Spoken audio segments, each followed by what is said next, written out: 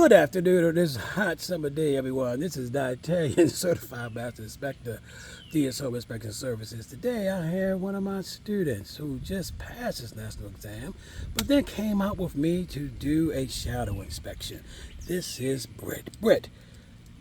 Now we did a modified, so this wasn't a full inspection, but this was a home maintenance inspection. So we did the foundation, roof, plumbing, electrical, HVAC, and electrical.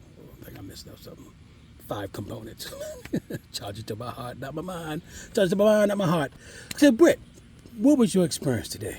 My experience was good. It was nice to get out and see how you actually perform your inspections. It's nice to know that having a set routine keeps you from forgetting anything. It was very instructive to see how the software functioned. And just the pace. It was nice to see what the pace is like, because I was unsure, how long is a house this size going to take? And with seeing the representative number of things that were tested and all the different things that we did, even me fumbling with the thermostat, it was a good day. Yeah, so what was your greatest takeaway from today? From a defect standpoint that we observed? Probably the amount of structural issues with the foundation. They weren't, none of them alone, they'd be classified major, but the size, but the cumulative size, I think if we'd added up all of those tiny cracks, I don't know what we would have gotten. I don't think it would have been tremendous, but it's just, they're very small and hard to see. So it was nice to have somebody that's used to looking and seeing those things, because I missed a few and they had to be called out. So it was good for me to try to widen my view a little bit so that I don't miss small things. And then we had another connection there, because we did have some signs of deterioration with that spalling when we saw the rebar. The rusting rebar. And then some other tail ends from where the builder didn't cover the pieces there with the exposed metal there. So all those things are brought to the client's attention to have someone come out and look at it. And then when we went inside, what was one of our major limitations? Probably the access to the dead front panel on the electrical service. We did not have how much clearance? Any.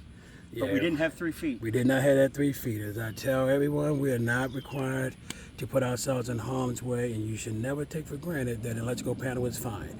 You need that clearance. It is specified for a reason, because an arc can shoot out a minimum of 3 feet and can kill us. And I've almost been electrocuted, so I don't plan on dancing with death like that ever again if I can help it. So it presented a limitation, noted it, kept it moving. Shared everything with the client here. And then, we did notice the planters here. The fourth wall? Yeah, the fourth wall, right? So, what did I share with the client about that? It would be best to get that fourth wall separate from the house, because right now they have numerous planters, I think 4, that they're using the foundation as the fourth wall. And all of those areas have negative pitch. They're not draining. They have very flat grading. So any of those planters that accumulate water, it's going to go right into the foundation and possibly cause them future issues. And the only thing that we can do is bring it to the client's attention, and they will do with it as they may. In this case, this is not a buyer. This is the actual homeowner who wanted a home maintenance inspection. So he has all the information to decide what he wants to do with it. So, Britt, anything you want to share with America about anyone who's planning to become a home inspector? What any advice you would give them? I think it's very worthwhile. I think it's important to have the equipment that you need so that you can see everything that you need to see, which I experienced today, not having half this equipment. But it's nice to see it in use.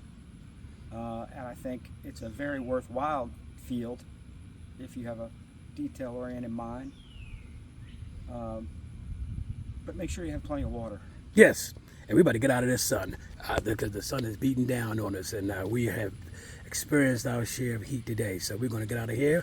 But again, thank you, Britt, for coming on out, for shadowing. I'm glad that you learned some things, got some key takeaways. And if you out there in the DMV area and you're looking to become a home inspector and want to shadow, reach out. info@dsinspects.com. Shoot me an email. We can work something out. Till then, take care. Stay cool.